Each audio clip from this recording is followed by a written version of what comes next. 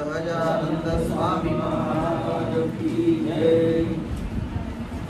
प्रभु तव मूर्ति विनोदकारी,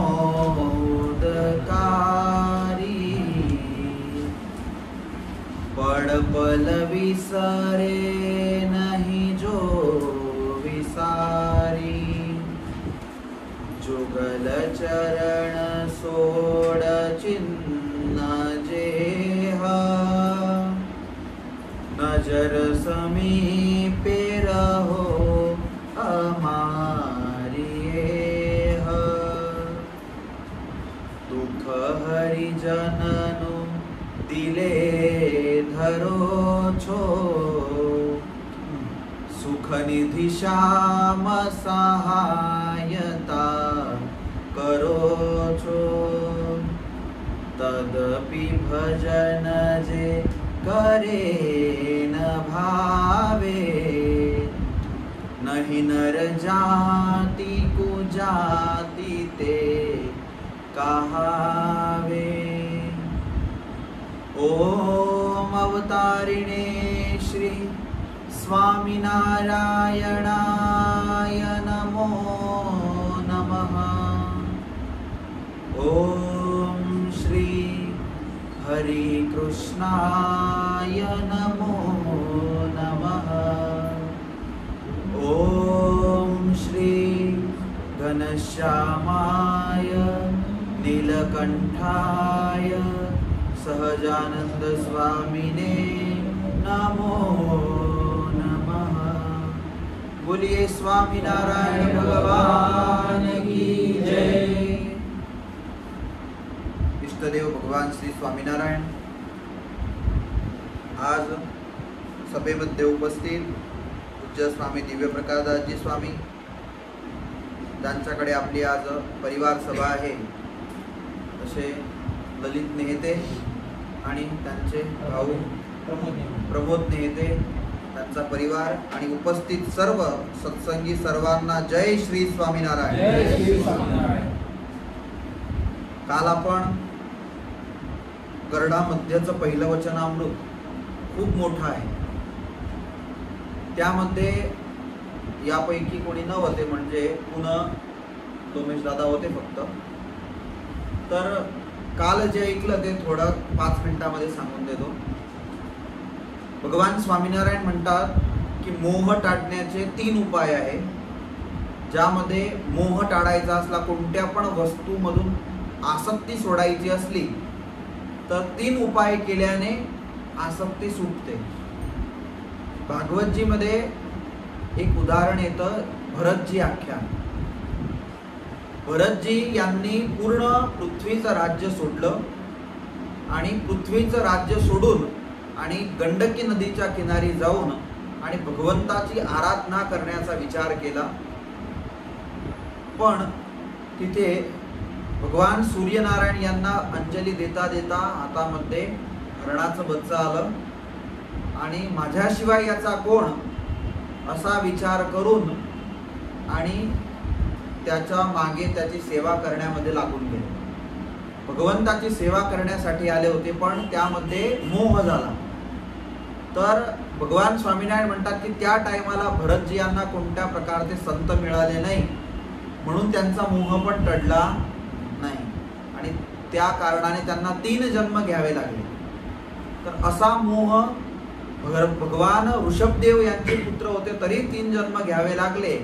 तर भगवान स्वामीनारायण म्हणतात की आपलं काय होईल? तर तसा मोह जर कोणाला झाला तर भगवान म्हणतात की 3 प्रकारे मोह सुटू शकतो। प्रथम म्हणजे आत्मनिष्ठा, बरोबर लोमेश दादा? आत्मनिष्ठा की मी आत्मा आहे असा विचार करून जो आत्मसत्तारूप वर्तो राहतो त्याला कोणत्याही वस्तू पदार्थामधून मोह सुटत असतो। त्यानंतर दुसरं सांगितलं की जगताची उत्पत्ती, स्थिती आणि प्रलय, जी प्रलय क्रिया आहे, जे प्रलय क्रिया आहे त्या संपूर्ण क्रियाला जो वारंवार आठवण करतो त्याचा जगतामधून मोह सुटतो, वस्तू पदार्थांमधून मोह सुटतो। कसा? तर दरेक माणसाला एक अभिमान आहे की मी करतो, मी पालन करतो, मी आहे म्हणून चालतं, असा जो अभिमान आहे तो केव्हा सुटतो की जेव्हा सर्व करता हरता भगवंताला तो ओळखतो. आणि तिसरं सांगितलं की जो भगवंताचा महिमा समजतो, भगवंताचा स्वरूपाचा महिमा समजतो, त्याचा मोह टळतो. म्हणजे भगवंताच्या स्वरूपाचा महिमा केवढा आहे, भगवान कसे आहे, अशा प्रकारचा जो महिमा समजतो. आणि त्यामध्ये काल भगवंताने स्वतः सांगितलं की ज्याप्रमाणे 5 विषय आहे, शब्द, स्पर्श, रूप, रस आणि गंध. जर शब्दाचा आस्वाद घ्यायला गेले तर फक्त शब्दच आपल्याला ऐकू येतो, त्याचा आपल्याला आनंद भेटतो. बाकीचे जे 4 आहे त्याचा आनंद मिळत नाही. रसाचा आस्वाद घ्यायला गेले तर बाकीचे 4 त्यामध्ये मिळत नाही. पण भगवान असं म्हणतात की भगवंताचे जे स्वरूप आहे त्या भगवंताच्या स्वरूपामध्ये हे 5 जे भगवंताचे 5 भगवंतांनी जे शब्द, स्पर्श, रूप, रस, गंध बनवले आहे ते 5 भगवंताच्या स्वरूपामध्ये प्राप्त होतात. अशा प्रकारची काल गोष्ट आपण भरतभाई केली होती. त्यापुढे सांगितलं की भगवत स्वरूपात तर समस्त सुखे एकत्रितपणे सामावली आहे. भगवंताच्या स्वरूपामध्ये सर्व दुनियामधले जेवढे पण सुख आहे ते सर्व सामावले आहे. एक वेळ ज्यांचा अनुभव असेल त्यांना कळेल. जसं की सकाळी एक अनुभव चांगल्या प्रकारे भेटतो. मी भरपूर वेळा पाहतो आपले भारांबे सर मंदिरामध्ये येऊन ध्यान करायला बसले असता मंदिरावरती भगवंताच्या मूर्तीचं चिंतन करतात.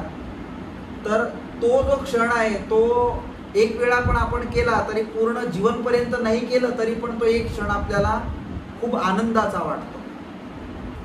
तर एक क्षण असा जो सकाळचा असतो तो खूप आनंदाचा असतो. जसं की वातावरण आपलं असं आहे तिथलं की पक्ष्यांचा आवाज येतो, कुठेतरी टाकीतलं पाणी पडत असलं त्याचाही आवाज सुंदर असतो, अथवा गुरूंच्या मुखातून कोणतं भजन म्हटलं जात असलं, मंदिरात कोणी भजन म्हणत असलं त्याचाही आवाज सुंदर असतो.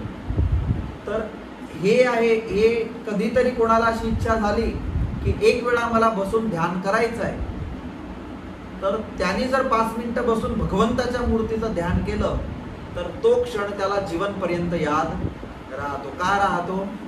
तर तो आनंद आहे तो सर्व आनंदांपेक्षा चांगला आहे. आपल्याला आपण डोळे बंद करून, तुम्ही विचार करा की डोळे बंद करून मी शेवटी केव्हा बसला होता. आपल्याकडे डोळे बंद करून केव्हा राहता माहितीये? कोणी वारलं असलं आणि सर्वांनी सांगितलं की आपण मौन ठेवायचं आहे तर त्या टाइमाला सर्व डोळे बंद करून उभे राहता. बाकी त्याशिवाय आपण झोपण्याऐवजी डोळे बंद करत नाही. पण डोळे बंद करून तुम्ही मंदिरामध्ये लगभग सर्व येणारे आहे, बरोबर. रवी सभा वेळेस की कोणत्या पण कार्यक्रमा वेळेस आले तर मंदिराच्या प्रदक्षिणामध्ये अथवा मंदिरामध्ये जाऊन तिथे काही व्यवस्था असली नसली पण तिथे बसून आणि 5 मिनिटं ध्यान लावण्याचा प्रयत्न करजा.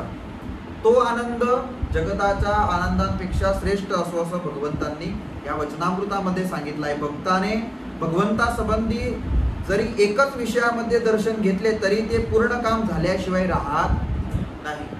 भगवंताच्या चरणांमध्ये ठेवलेली तुलसी ते पण त्यांनी ग्रहण केली, अथवा भगवंताच्या मंदिरामध्ये प्राप्त झालेला प्रसाद तो पण त्यांनी खाल्ला, अथवा मंदिरामध्ये गेल्यानंतर भगवंताचं स्वरूप त्याचे दर्शन केले तरी पण तो पूर्ण काम झाल्याशिवाय राहत नाही.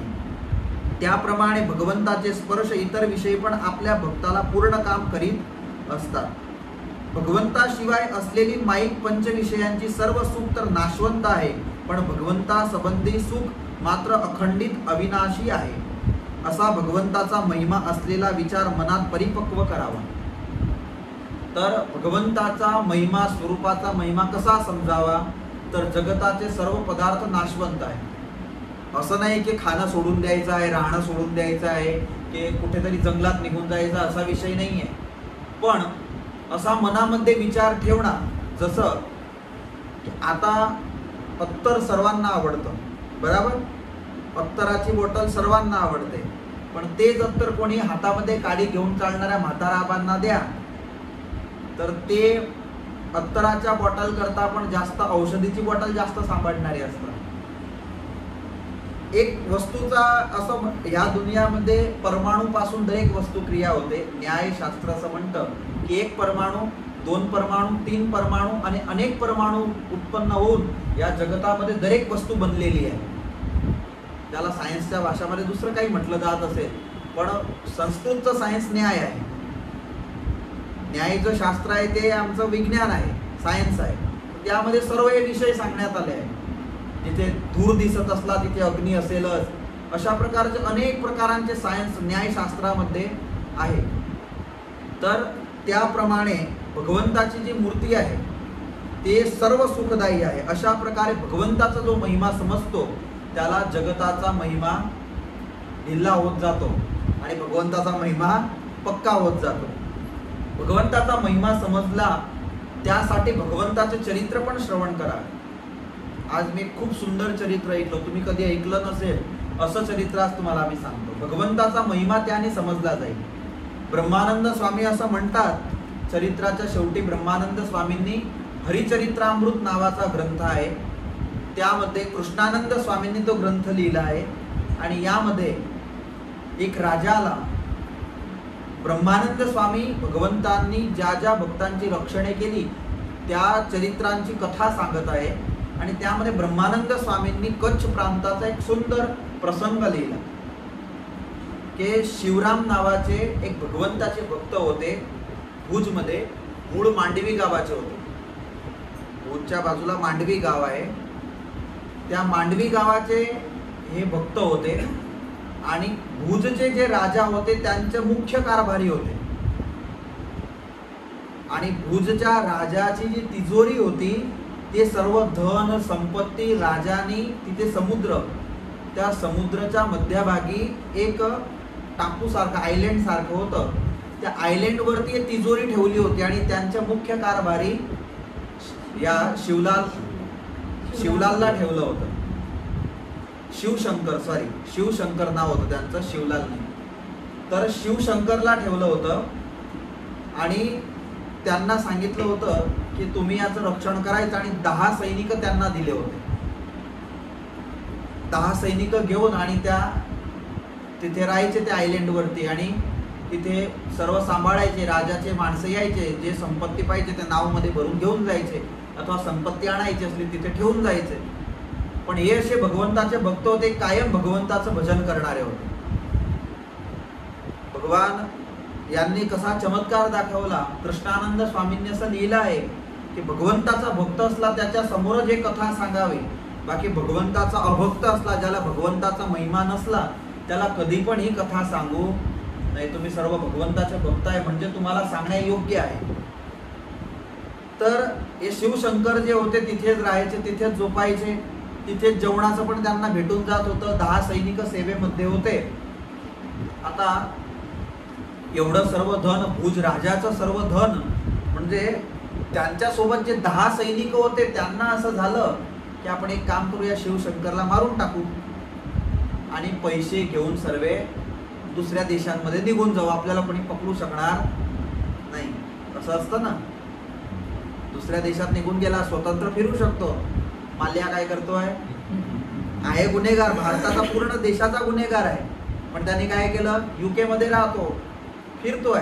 त्याला आपली सरकार तिथे जाऊन अरेस्ट करू शकत नाही, कारण की तिथले कानून अलग आहे, इथले कानून अलग आहे. कोणी मोठा घोटाळा करतो तर काय करतो, देश सोडून पळून जातो. सैनिकांनी काय विचार केला की आपण एक काम करू, पैसे घेऊन आणि इथून पळून जाऊ, रात्र उद्या फक्त यालाही मारून टाकू, पैसे घेऊन घेऊ, धन संपत्ती घेऊन जाऊ. रात्रीचा टाइम झाला, शिवशंकर तर बिनधास्त होते. कोणता पण माणूस असला, कोणते त्याच्याकडे मूल्यवान वस्तू असली, 10 वर्षापर्यंत त्याने सोनं घरामध्ये ठेवलं. नंतर धीरे धीरे तो पण त्याला भय वाटत नाही, त्याला असं होतं की आता काय होणार आहे, आता काय होणार आहे. पण खरोखर चोर त्याचीच वाट बघत असतात, चोर त्याचीच वाट बघत असतात की हा किंवा बाजूला होईल आणि आम्ही ते घेऊन घेऊ. आता या सर्वांनी विचार केला. आज एक खूप सुंदर मी वस्तू वाचली की आपल्या दक्षिण मधल्या एक मंदिराचं नाव पद्मनाभ की कसं मंदिराचं नाव दिलं होतं. पद्मनाभ मंदिराच्या आजपासून 52 वर्षापूर्वी एक मूर्ती चोरली गेली. पद्मनाभच लिहिलं होतं, पद्म शब्द होता आधी, आणि ते मूर्ती आजच्या तारखेला युकेच्या एक बाजारामध्ये ते 5 करोड मध्ये विकली जाते. तर एवढे वर्ष चोरी गेलेली मूर्ती तिथे कशी निघाली? तर असे जे चोर असतात, जर मालिकांनी ध्यान नाही ठेवलं तर ते घेऊन जात असतात. जसं की आता आपले भारतातले लगभग सर्व स्थान आहे ते सरकारच्या हाती गेले आहे. पुजारीला पगार मिळतो, बरोबर, तो प्रेमाने थोडी सेवा करणार आहे, तो तर महिन्याची वाट बघतोय. धीरे धीरे तशी आपली संस्कृती नष्ट होते. म्हणून आपल्या लोकांनी ध्यान ठेवण्यासारखं आहे. जसं की तुम्ही सर्व मंदिरामध्ये येणारे हरिभक्त आहे, अथवा जे कथा ऐकणारे सर्व जे मंदिरामध्ये येणारे हरिभक्त आहेत, त्यांनी पण आपली जी संपत्ती आहे त्याचं ध्यान जसं तुम्ही घरामध्ये ठेवता तसं मंदिर पण तुमची संपत्ती आहे. मंदिराचं ध्यान ठेवणं कोणाचं काम आहे? तुमचं काम आहे. कित्येक वेळी रवी सभा वेळेस आपण आतमध्ये असलो, बाहेर स्वामीचं ध्यान नसतं, ते कित्येक लोक वरती घुसून जात असतात. कोणी नवा व्यक्ती आपल्या मंदिरामध्ये आला असला, त्यांनी ते दृश्य पाहिलं, तो काय म्हणतो, मंदिरामध्ये असं काम होतं. पण त्याला माहिती नसतं की हे तर कधीतरी मंदिरात येणारे आहे, बरोबर. ते अशी वाट बघून आलेले असतात. म्हणून हमेशा आपण आपल्या मंदिराचं ध्यान ठेवणं आपली जिम्मेदारी, आपली संपत्ती आहे. आपल्याला आपलं घर माझं आहे असं जेव्हा समजलं, तेव्हा त्यामधून एक वस्तू पण आपण इकडे तिकडे होऊ देत नाही. जे मंदिर आपलं असं समजेल त्या दिवशी आपण समजू की यामधली सर्व वस्तू माझी आहे, आणि यामध्ये कोणत्याही प्रकारचं अयोग्य आचरण झालं तर ते माझी जिम्मेदारी आहे. बाकी पाहतील स्वामी ध्यान नाही ठेवत, कुठे कुठे पाहणार आहे. असे एवढे डोक्याचे पळक लोक भेटतात आम्हाला मंदिरामध्ये, काही गोष्टच जाऊ द्या. तर त्या सर्वांना आम्ही समोर जायला गेलो तर वाईट दिसतं त्यांना. म्हणजे कित्येक वेळे हरिभक्तांना पण समोर यावं. दरेक मंदिरांची मी गोष्ट करतोय, सर्वसामान्य मंदिरांची, की आपल्याला जर असं वाटलं की मंदिरामध्ये अयोग्य करण्यायोग्य वस्तू आहे, इथे जर काही होत असलं तर आपण तरच त्याला सांगावं, कारण की मंदिर आहे. तर अशा भरपूर वस्तू असतात की असे जे चोर लोक घुसून जातात. चोर कोणाला म्हणतात? जे लपून लपून कार्य करतात त्याला चोर म्हणतात. हे सर्व चोरच आहे. आता ह्या सैनिकांनी विचार केला की रात पडू द्या. रात पडली आणि शिवशंकर तर मस्त झोपून गेले, मोठ्या मोठ्याने घोरायला लागले. आणि घोरता घोरता भगवान स्वामीनारायणला चिंता झाली की हा तर झोपून गेलाय, पण रात्रीला याचा मृत्यू आहे. भगवान स्वामीनारायण त्याच्या जवळ जाऊन त्याला उठवलं. उठ म्हणे, आज रात्रीला तुझे सैनिक तुला मारून टाकून आणि सर्व तिजोरी उचलून घेऊन जाणार आहे, उठ. शिवशंकर तर खूप गाढ झोप मध्ये होते. उठवलं पण उठले नाही. 2-3 वेळा उठवलं. मग उठून तोंड धुतलं, चष्मा घातला आणि नंतर विचारलं काय झालं. तेव्हा भगवंतांनी सांगितलं की तुला रात्री हे हे सैनिक मारून टाकणार आहे आणि तिजोरी घेऊन पळून जाणार आहे, उठ आणि चल माझ्यासोबत म्हणे. ते शिवशंकर म्हणतात जर तुमच्या सोबत आला, त्यांनी तिजोरी घेऊन घेतली तर राजाला काय उत्तर देऊ. भगवान म्हणतात वाचशील तेव्हा उत्तर देशील ना. तुला मारून टाकलं काय उत्तर देणार आहे तू तिथे थांबून. पण आधी प्राण वाचव, माझ्यासोबत चाल, कुलूप मारून टाक तिजोरीला, आणि जेवढं तुला घेता येईल तेवढे सोनामोर जे काही असेल ते घेऊन घे आणि चाबी मारून आणि चाल माझ्यासोबत. माझ्यावर विश्वास ठेव, राजा पण तुला काही बोलणार नाही. आणि त्या टाइमाला तयार झाले शिवशंकर. भगवंतांनी हात पकडला आणि जिथे जो आयलँड होता तिथून भुज ते 12 गाव जेवढं दूर होतं. आणि भगवंतांनी हात पकडला आणि तिथून निघाले तर 1 सेकंदामध्ये एक नगरच्या समोर येऊन उभे राहिले. भगवंतांनी विचारलं की कोणतं नगर दिसतंय.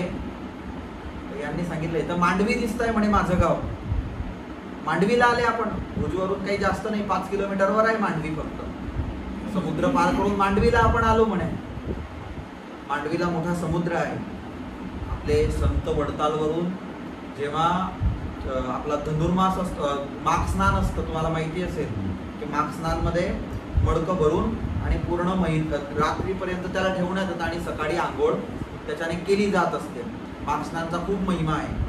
तर माघ स्नानला शेवटच्या दिवशी अमावस्येला समुद्र स्नान केलं जातं. तर भरपूर लोक मांडवीला तिथे जात असतात गुजरातमधून समुद्र स्नान करण्यासाठी. सुंदर समुद्र आहे. तिथे येऊन उभे राहिले, विचारलं की कोणतं आहे, तर हे म्हणतात की हे तर मांडवी दिसत आहे. शिवशंकर म्हणतात की आपण 1 सेकंदामध्ये आले कसे आणि ओले पण नाही झालो म्हणे आपण. भगवान म्हणतात मी तुझी रक्षा केली आहे, आता तू एक काम कर, सकाळ झाली म्हणजे राजाला जाऊन आधी सर्व सांगून ये. जशी सकाळ झाली तसे शिवशंकर जाऊन आणि राजाला सांगायला निघाले. इकडे भगवान मंदिरामध्ये जाऊन मांडवी मंदिरामध्ये अदृश्य झाले. या बाजूला राजाकडे येऊन ते चाव्या ठेवल्या आणि सांगितलं की तुमच्या जे 10 सैनिक दिले होते त्यांनी मला मारण्याचं नक्की केलं होतं, पण भगवान स्वामीनारायण यांनी माझी रक्षा केली आणि हे जेवढं मला आणता आलं तेवढं मी धन समृद्धी यामध्ये घेऊन आलो आहे. या बाजूला राजाने दुसऱ्या सैनिकांना पाठवलं आणि या बाजूला जे दुसरे सैनिक होते त्यांनी कुलपाच्या चाव्या तर नव्हत्या, म्हणजे कुलप खोलण्याचा प्रयत्न केला पण कुलूप खुललं नाही. तुम्ही ज्ञानबागला गेले का? त्या ज्ञानबागला केवढे मोठे मोठे कुलप आहे, खंबाती कुलप म्हटले जातात त्यांना. हे मोठे मोठे कुलप आहे, चांगले 25-25, 30-30 कुलप पडतात, पण जास्त वजनाचे असतील. ते कुलप तोडणे, आज आपल्याला एक कुलूप लहानचं तोडायचं असलं तरी पण 5-6 वेळा मारावं लागतं. हे तर भयंकर मोठे कुलप. तर ते कुलप तोडणे म्हणजे ज्यांच्याने जमलं नाही आणि तेवढ्यात दुसरे सैनिक येऊन पोहोचले आणि जे 10 सैनिक होते त्यांना पकडून घेतले आणि ह्या बाजूला ते पैसे घेऊन, ते पेटी घेऊन आणि राजाकडे आणून दिली. अशा प्रकारे कृष्णानंद स्वामी म्हणतात की ज्याला भगवंताचा महिमा असला, त्याला भगवंताच्या स्वरूपाची निष्ठा वाढवायची असली, भगवंताचा महिमा ज्याला स्वतःच्या हृदयामध्ये वाढवायचा असला, त्याच्यासाठी हा जो प्रसंग आहे तो औषधी समान आहे. हा प्रसंग जो महिमाने श्रवण करतो त्याच्या हृदयामध्ये भगवंताविषयीची प्रीती वाढते, भगवंताविषयीचा प्रेम वाढते. म्हणजे भगवंताविषयीचा प्रेम वाढवण्यासाठी, स्वरूप निष्ठा वाढवण्यासाठी असे प्रसंग अनेक संप्रदायामध्ये लिहिले आहेत. तर असे प्रसंग ऐकल्याने पण भगवंताच्या विषयीचा प्रेम भाव वाढत असतो. तर त्या कारणाने जगताविषयीचा नाशवंत भाव हा जाणवत असतो आणि भगवंताविषयी प्रेम वाढत असतो. भगवंताशिवाय असलेली माईक पंचविषयातील सर्व सुख तर नाशवंत आहे, पण भगवंतासंबंधी सुख मात्र अखंडित अविनाशी आहे. त्यानंतर सांगितलं असा भगवंताचा महिमा असलेला विचार मनात परिपक्व करावा. हे 3 विचार सांगितलेले ज्यांच्यामुळे आसक्ती नाश होते. मग जेव्हा विषयातून आसक्तीच नाहीशी झालेली आहे तेव्हा हा विषय उत्तम आहे किंवा हा विषय वाईट आहे असा कुठलाही भेद राहत नाही.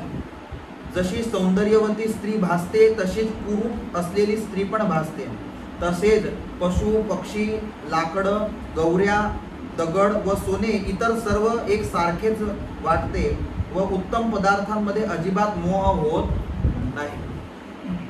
म्हणजे भगवान काय म्हणता यामध्ये की हे 3 ज्याला हृदयामध्ये उतरून गेले, कोणते कोणते?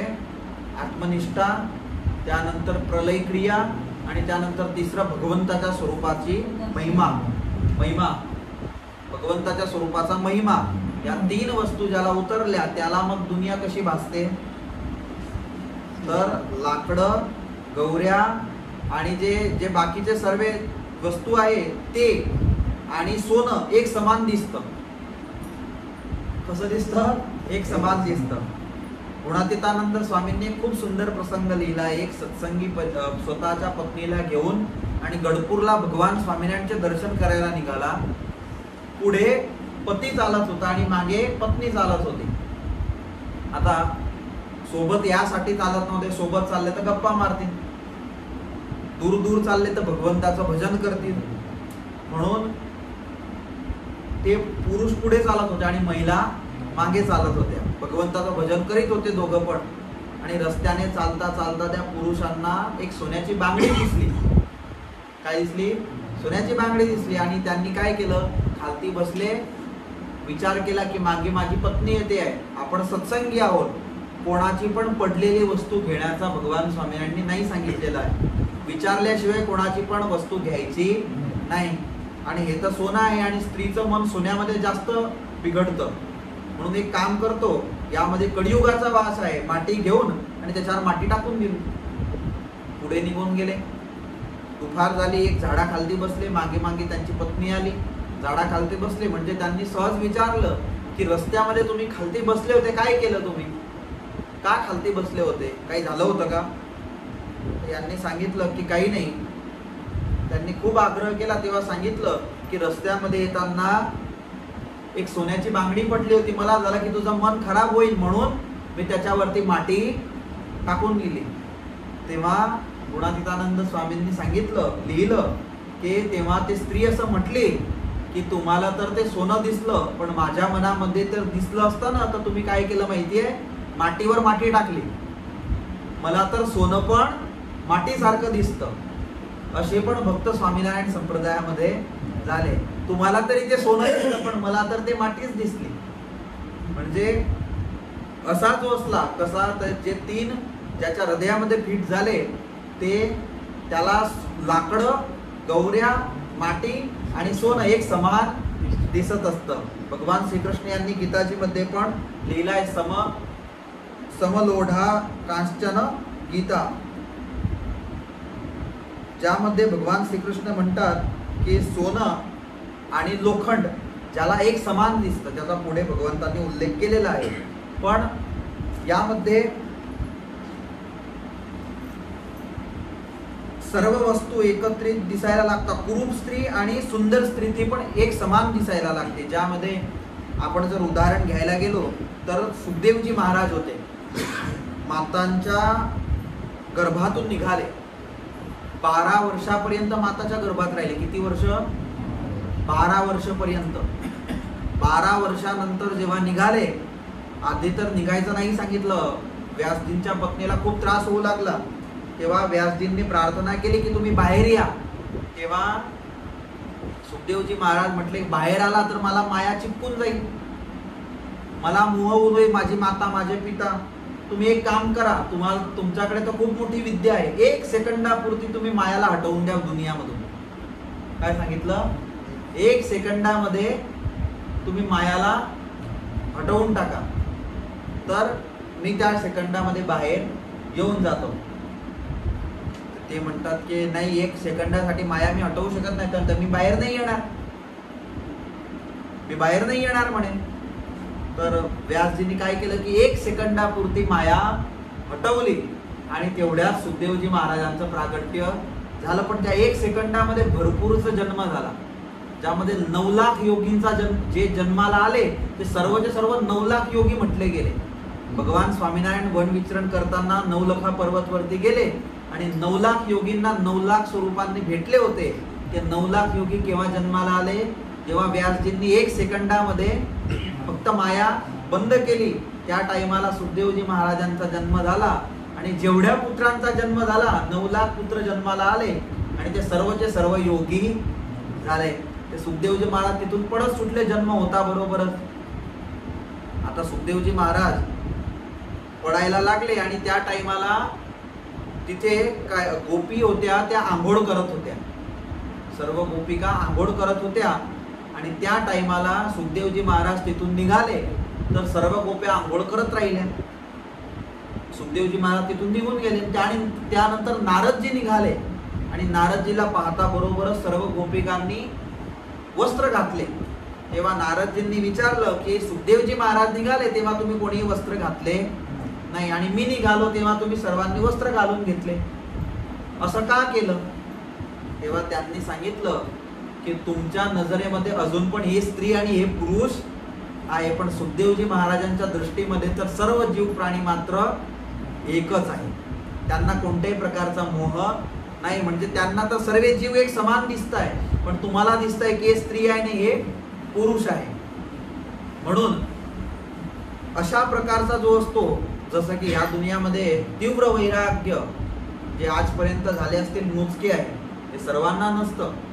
एक भगवान स्वामीनारायण होते की ज्यांना जन्मंगल नामावली तुम्ही वाचा तर त्यामध्ये एक नाव आहे तीव्र वैराग्याय नमः. भगवान स्वामीनारायणला तीव्र वैराग्य होता. कसा वैराग्य होता? तर भगवान स्वामीनारायण वन विचरण वेळेस रात्रीला 3 वेळा झोपण्याची जागा बदलवायचे. किती वेळा? 3 वेळा. का बदलवायचे? तर भगवंतांनी सांगितलं वचनामृतामध्ये की ह्यासाठी आम्ही जागा बदलवायचे की आम्हाला एक झाडाखाली राहता राहता असा मोह उत्पन्न न व्हावा की हे झाड सुंदर आहे आणि इथे थांबावं. म्हणून रात्रीला झोपता झोपता 3 प्रहरपर्यंत झोपायचे, त्यामध्ये पण 3 झाडांखाली आम्ही झोपायचे. एवढा आम्हाला तीव्र वैराग्य होता. आणि तो वैराग्य होता, तो वैराग्य पाहून म्हणून योगींनी नीलकंठ असं नाव दिलं होतं. नीलकंठ का दिलं तर सर्वश्रेष्ठ वैराग्य तो भगवान सदाशिवांना आहे. एवढं सर्व असून सुद्धा पण एक सामान्य भस्म लावून शरीराला राहणारे देव आहे, वैराग्य आहे तशा प्रकारचा. तर शिवजी सारखा तुमच्यामध्ये वैराग्य आहे म्हणून तुमचं नाव नीलकंठ आहे. तसा वैराग्य सुखदेवजी महाराजांना होता. तसा वैराग्य हे अमुक जे मोठे मोठे संत झाले त्यांना होता की जे सर्व सोडू शकले. बाकी बाहेरून सुटतं पण आतून सुटणं कठीण असतं. ही वस्तू इथे भगवान स्वामीनारायण सांगतात. सामान्यतः पंचविषयांचा उपभोग घेतो पण उत्तम व वाईट असा बुद्धीमध्ये कुठलाही भेद राहत नाही. असा जो वागत असेल त्याला निर्मोही म्हटला जातो.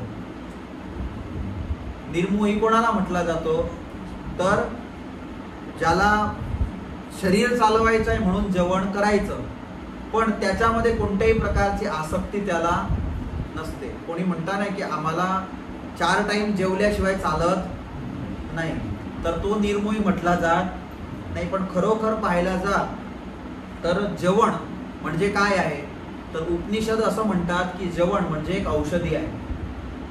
जेवण औषधी आहे. ते औषधी आपण पोटामध्ये टाकतो, त्यानंतर आपली चामडी आहे, ज्याप्रमाणे कोणाला लागलं असलं तर आपण पट्टी बांधतो, त्याप्रमाणे आपण ते पट्टी बांधलेली आहे. चामडी कशी आहे तर पट्टी बांधलेली आहे. आणि जेवण केव्हा करावं तर खरोखर असा नियम आहे की रात्रीच्या टायमामध्ये जेवण, आपण रात्रीला जेवण करतोय खूप खोटा आहे. खरोखर सूर्य अस्त होईल त्याच्या आधी जेवण करायला पाहिजे. सूर्य अस्त झाल्यानंतर त्याचं पण कारण आहे, अनेक जीवजंतू फिरत असतात. त्यानंतर आपण जेवण केल्यानंतर रात्रीचा टाइम झोपण्याचा असतो, लवकर झोपून जात असतो, पचत पण नाही, जे शरीराला नुकसानदायक असे अनेक कारण पण आहे. पण आपण जेवण करतो ते 12 तासातून 1 वेळा आपण केलं तरी पण आपलं शरीर चालतं. खरोखर तर संध्याकाळच्या टायमाला दूधपान करून झोपून जायला सांगितलेलं आहे. आयुर्वेद असं म्हणतं की संध्याकाळी जेवण कसं करावं तर साधं जेवण करावं. जे साधक लोक असतात ना ते जेवण काय करतात माहिती आहे, ते सलाड खातील अथवा खिचडी खातील अथवा खिचडीमध्ये दूध टाकून खातील. हा ज्यांना अभ्यासू जे लोक आहेत ते अशा प्रकारचं जेवण करतात. ज्याला काहीतरी साधन प्राप्त करायचं आहे ते अशा प्रकारचं जेवण करतात. खरोखर तसंच जेवण करायला पाहिजे. आता जे इथे सांगितलं की जे पंच विषय आहे त्यांना उपभोग करतात असे असतात, ज्याला शरीर टिकवण्यासाठी जेवण करावं लागतं पण त्यांना त्यामध्ये कोणत्याही प्रकारचा मोह नसतो. जसं की आपले मोठे गुरु आहे, तुम्ही कोणत्याही प्रकारची भाजी करा, कसली भाजी करा, ते आम्ही जे लहान्या 2 पोळ्या बनवतो त्या 2 पोळ्यांच्या वर ते 3री पोळी नाही घेणार. आपलं कसं असतं, माझं पण ना तुमचं पण. ज्या दिवशी कारल्यांची भाजी असते तेव्हा 2च खायच्या आणि ज्या दिवशी शेवभाजी असली त्या दिवशी अरे 4 नाही 10. 10 शिवाय थोडी पोट भरतंय. तर हा आपला याच्याने आपल्याला असं समजावं की आपल्याला कारल्यांच्या भाजीमध्ये कमी मोह आहे आणि शेवभाजीमध्ये जास्त मोह आहे. तर असं सेम आहे. जसं की मी सामान्य तुम्हाला खुल्या हृदयाने सांगतो, मी संध्याकाळी जेवण करत नाही, सकाळी जेवण करतो. का करतो? कारण की मला माहिती संध्याकाळी आपल्या इथे चांगल्या भाज्या बनवल्या जातात. शेवभाजी संध्याकाळी होते, पातळ भाजी संध्याकाळी होते, माझी फेवरेट खिचडी संध्याकाळी होते. सकाळी काय असतं, आज सकाळी जसं की आपली भेंड्यांची भाजी होती बरोबर, मग नक्कीच असतं की 2 पोळ्यांच्या वरती 3री खायचीच नाही आहे. म्हणजे नक्कीच करून घ्यायचं की चातुर्मास मध्ये सकाळीच जेवण करायचं. त्याचा फरक पडतो बरं. गेल्या वर्षी मी 4 महिने उपवास केले तर 4 महिन्यात फक्त 8 किलो वजन उतरलं. अजून 1च महिना झालाय, आज 10 किलो उतरून गेलं. हा फरक पडतो. पण दिवसभरामध्ये आपल्याला प्रवृत्ती असते म्हणून शक्ती पण शरीराला हवी असते. दुपारी तुम्ही 12 वाजता जेवण करा, म्हणजे त्यानंतर ते संध्याकाळी 6-7 वाजेपर्यंत तुम्हाला काही हरकत येत नाही. पॉवर तुमच्या शरीरामध्ये असते. शरीर वाढण्याचं प्रयोजन काय माहिती आहे? फ्रीज जसे आपली असते, आपण जास्तचा सामान वस्तू भरा त्यामध्ये, म्हणजे फ्रीज फुल होतं. त्याप्रमाणे आपल्या शरीरामध्ये पण जेवढी कॅलरीची आवश्यकता आहे तेवढं खा, तर जेवढी पॉवर आवश्यकता आहे तेवढं करा, तर आपल्याला जरुरी आहे. बाकी जेवढी कॅलरी आपल्याला आवश्यक नाही, जास्त तुम्ही जेवण करा, तर मग ते वाढत जात असतं. म्हणून जे निर्मोही असतात त्यांना चांगले वस्तू पदार्थ द्या की वाईट वस्तू पदार्थ द्या, त्यांना त्यामध्ये भेदबुद्धी नसते. त्यांना एक समान वाटतं. आपल्याला असं वाटतं की नवीन बिल्डिंग मध्ये जाऊन राहायला पाहिजे, 2 वर्ष झाले बिल्डिंग बांधली आहे, पण गुरूंना असं नाही वाटत. त्यांना असं वाटतं की इथेच चांगलं आहे. त्यांना असं नाही वाटत की इथे जाऊ की तिथे जाऊ, एक समान वाटतं. तर तेवढं आपण असं समजावं की ते निर्मोही आहे आणि आपण मोहित आहोत त्यातमध्ये. तर ह्या अमुक जे साधारण प्रसंग आपला आहे त्यावरून आपल्याला जास्त समजण्यास मिळतं. पुढे भगवान म्हणतात, मला 8:30 झाला की सांगा. समलोढास कांचन, अशी ज्याची लक्षणे असतील त्याने तत्वत भगवत स्वरूपाला ओळखले आहे. कसे? ज्याला यात ठेवजा बरं, माटी, लाकडं, गौऱ्या एक बाजूला आणि सोनं एक बाजूला, असं ज्याला दिसलं, ज्याला एक समान दिसले, त्यानेच भगवत स्वरूपाला ओळखलाय. नाही तर मी पण नाही ओळखलं, तुम्ही पण नाही ओळखलं. बरोबर? एक आहे, एक आपल्याला त्याच्यामध्ये आसक्ती नसावी. जसं की आमच्या हिच्यामध्ये असं नियम आहे, नियम कायमसाठीचा एक आहे. माझ्या बॅगला मी कधीच चेन नाही लावत. माझी बॅग आत्ता पण खुल्ली पडली असेल, रूमला पण कुलूप नसेल, आता पण खुल्ली पडली असेल, आणि त्याच्यामध्ये किती रुपये असतील माहितीये? फक्त आणि फक्त 2-3 हजार रुपये पडले असतील, ते पण मी मोजले नसतील. काय करायचंय? 2 टाइम कपडे घालायला भेटताय, 2 टाइम जेवणाला भेटताय, कशाला हाय होय करायची आपल्याला?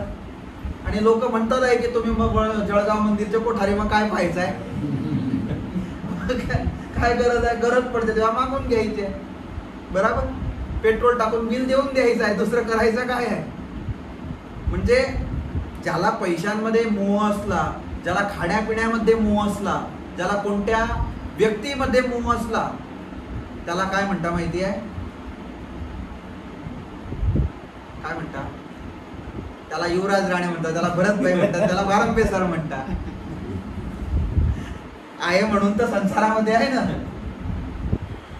असं नाही आहे की संतांमध्ये पण हाव कमी होऊन गेला आहे, पण धीरे धीरे प्रयत्न करतो, तेव्हा जेव्हा ज्ञानवृद्ध वयोवृद्ध होतो त्या टाइमापर्यंत तो शुद्ध होऊन भगवंताच्या धामामध्ये जातो. कशा प्रकारे? तर 3 उपायांच्या माध्यमातून, जे 3 उपाय भगवान स्वामींनी सांगितलेले आहेत. त्यानंतर सांगितलं की भगवत स्वरूपाला ओळखले असे म्हटले जाते. अशा भक्त एकनिष्ठ, असा जो भक्त असला त्याला काय म्हणतात? एकनिष्ठ भक्त म्हटला जातो. गुजरातीमध्ये ज्याला एकांतिक भक्त म्हटला जातो. गुजरातीमध्ये असे अनेक भक्त आहेत जे एकांतिक भक्त म्हटले जातात, की जे सर्व संसाराचा त्याग करून आणि फक्त भगवंताचं भजन करणारे आहे. तुम्हाला आश्चर्य वाटेल, आफ्रिकामध्ये ईस्ट आफ्रिका मंदिर आहे. तिथे एक हरिभगत आहे, त्यांचा सिसल्स मध्ये आणि भरपूर जागेवरती तुम्ही विचार नाही करणार, तुम्हाला मोजता नाही येणार एवढ्या फॅक्टरी असतील. मोजून मोजून तुमचे 2-3 तास निघून जातील एवढ्या फॅक्टरी. हे मोजायला जातं दुसरी सुटून जाईल, अशा प्रकारच्या फॅक्टरी आहे. पण त्या माणसाकडे 1000 रुपयाचा मोबाईल आहे. तो माणूस व्हॉट्सअप नाही वापरत. तुम्हाला आश्चर्य वाटेल. आपल्याला काहीच काम धंदे नाही आहे, तरी पण मी जेव्हा संध्याकाळ होते माझा मोबाईल पाहतो की व्हॉट्सअप मी किती तास वापरले, तरी पण असं दिसून येतं की 1.5 तास 2 तास मी व्हॉट्सअप वापरले. हा माझा यूज तसा आहे. मंदिराचे काही कार्यक्रम आहे किंवा बॅनर बनवणे आहे किंवा कोणाला काही व्हिडिओ बनवणे आहे, तर ते काम करतायत, अथवा कोणाचे मेसेज आले असले त्याला रिप्लाय देणं आहे. पण आपण एक विचार तर करू शकतो की ज्याला करोडो रुपयाचे बिझनेस आहे त्याला पण एवढा पण व्हॉट्सअपची गरज नाही आहे त्या माणसाला. त्याचं एक मॅनेजर ठेवून दिला आहे, त्याला तो काम करतो आणि तो फोन करतो, फायनल निर्णय शेठचा असतो. बरोबर? तर ह्या वस्तू आपल्याला काय शिकवतात माहिती आहे? की आपण जर काही वस्तू सोडायचा प्रयत्न केला तर त्या सुटतात. कोणतीही वस्तू आपण जर सोडायचा प्रयत्न केला की हे वस्तू सोडायची आहे अथवा माझ्याने सुटत नाही आहे, तर एक चुकीची गोष्ट आहे. ते वस्तू सुटतेच. फक्त एक गोष्ट नक्की असायला पाहिजे की मला सोडायचं आहे. मग ते व्यसन असो की कोणत्या प्रकारचे स्वभाव असो की कोणत्या प्रकारचा मोह असो, जर सोडायचा प्रयत्न केला तर तो सुटतो. जसं की आधी आपण विचार करत होते की एकादशी नाही होणार, पण प्रयत्न केला तर होते की नाही? होते. त्यानंतर आपण असं नक्की केलं असतं मनामध्ये की मला कथा नाही आवडत, पण धीरे धीरे 1 तास 2 तास ऐकायचा प्रयत्न केला तर होते की नाही? ऐकले होते का कधी? पण बसले 3-3 दिवस. नाही तर त्यांचं काम कसं आहे माहितीये? त्यांचं काम फक्त सांगणं आहे. सर आहे, ते आहे, त्यांचं काम फक्त काय आहे?